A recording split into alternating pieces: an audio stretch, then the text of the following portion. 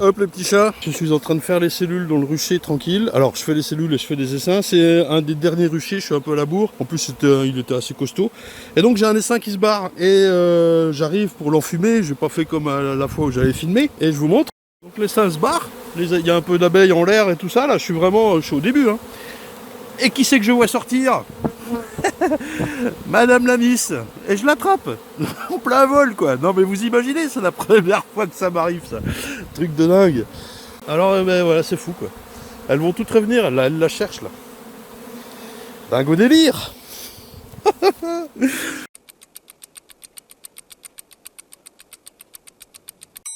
Comment tu fais toi pour gérer les sémages? Ouais bah écoute, hein, je reste devant la ruche puis j'attrape les reines quand elles sortent.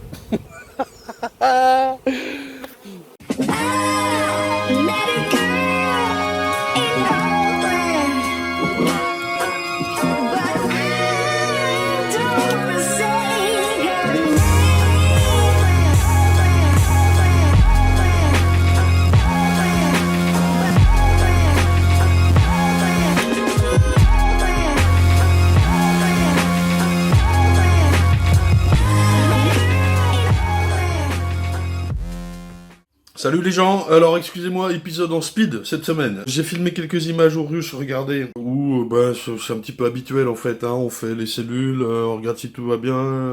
Là, dans cette ruche-là, il y a un changement de reine, je vérifie, oui, ça pond, enfin rien d'exceptionnel quoi. Donc, voilà.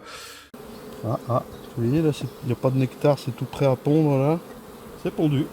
Donc ça a quand même bien fonctionné. J'ai cherché des ruches, ce que j'appelle des ruches en bordel, c'est-à-dire où on a du mal à faire le diagnostic. Et puis, bah, j'en ai pas trouvé. Pour l'instant, tout va à peu près bien. Allez, on va regarder si elle fait des cellules. Il y a donc quelques jours, 9 jours, je suis un peu à la bourre, elle en faisait un tout petit peu.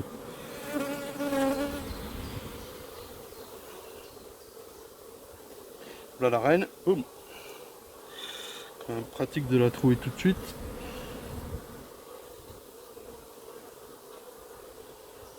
Oui, il y a un peu de cellules, voyez. Alors ce que je vais faire, je vais isoler la reine. Donc là, moi je peux la prendre avec les doigts et la mettre dans ma petite pince. Si vous avez les gants et tout ça et c'est compliqué, vous pouvez essayer de la mettre dans la pince.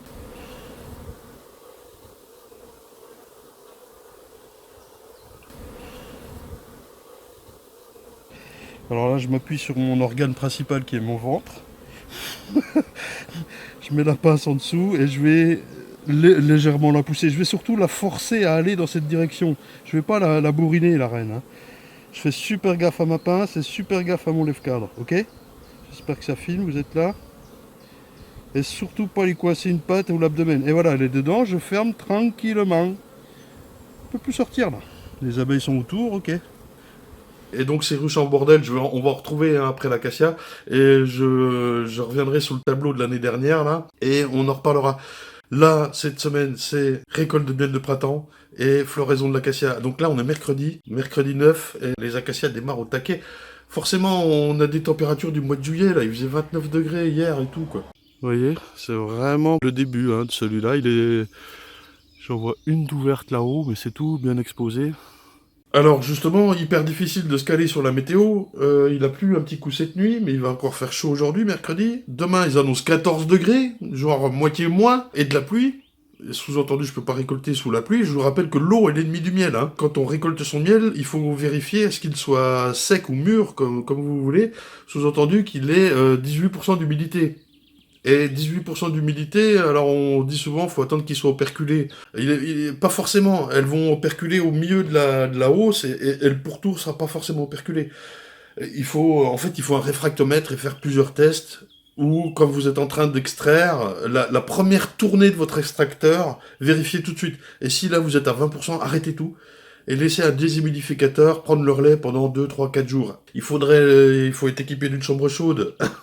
C'est-à-dire que là, moi, ma pièce, elle va être chauffée à 30, 32 degrés. Il faut que je la lance, d'ailleurs, là, pour ramener le miel d'ici 24 heures, 48 heures.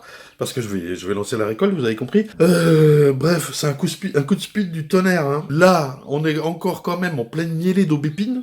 Je les ai jamais vues comme ça. Aussi belles, aussi blanches, aussi distinctes. C'est fabuleux. Les ruches prennent 2, 3 kilos par jour. Alors, c'est du nectar avec de l'eau, hein, elles vont la sécher, ça fait un peu moins de miel, mais C'est un truc impressionnant.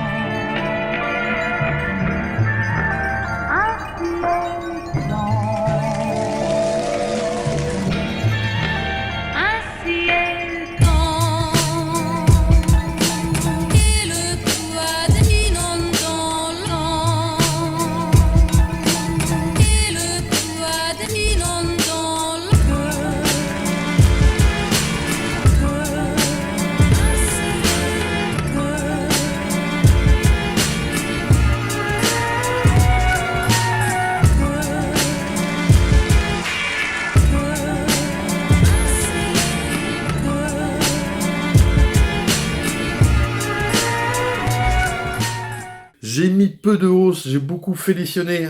Félition. Félition, pas félition.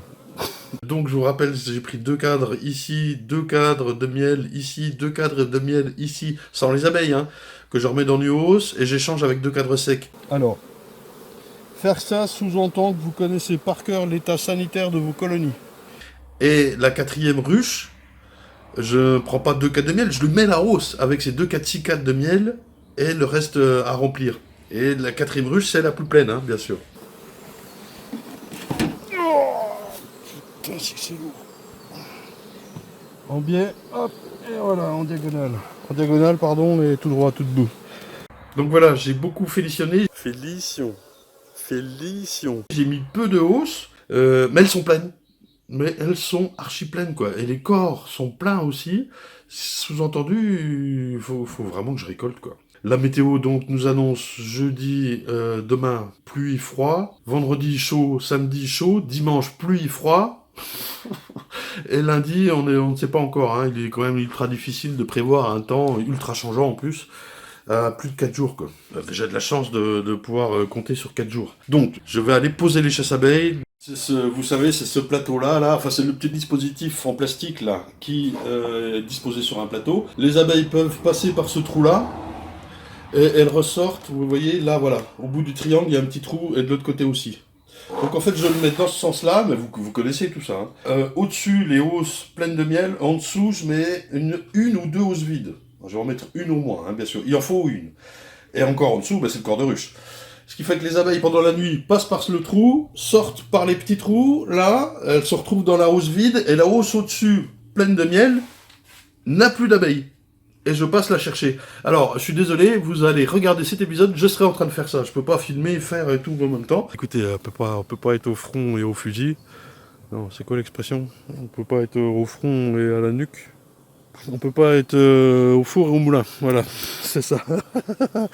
Sachant que y a un phénomène donc de très speed, je le répète, et je vous disais ça il y a 2-3 semaines là. Il y a une semaine que je redoute dans l'année, qui est hyper speed, c'est celle-là, voilà. Vous voyez du lourd quoi, et voilà, donc pardon, un épisode très court, je vous montre quelques images d'abeilles avec la musique et tout, mais voilà, la récolte, l'extraction, j'essaye pour le prochain épisode. Sachant que j'ai quelques surprises en préparation et ça va tomber en même temps la semaine prochaine et tout. Punaise. Il y a aussi, je vous en reparle vite fait, j'ai décidé de plus en parler, mais il y a aussi l'expert de l'assurance qui vient pour les ruches vandalisées. Et voilà, les ruches, elles n'existent plus évidemment, donc je sais pas ce qu'il va expertiser, mais enfin bon, c'est compliqué à gérer tout ça. Et c'est tout en même temps, voilà. Donc m'en voulez pas si c'est un peu speed cette semaine. Voilà, là il y a les hausses qui repartent, les hausses qui repartent vides, propres pour l'acacia. Et moi je récolte vite en deux et voilà, cette semaine elle est pour moi. Merci les amis, à bientôt.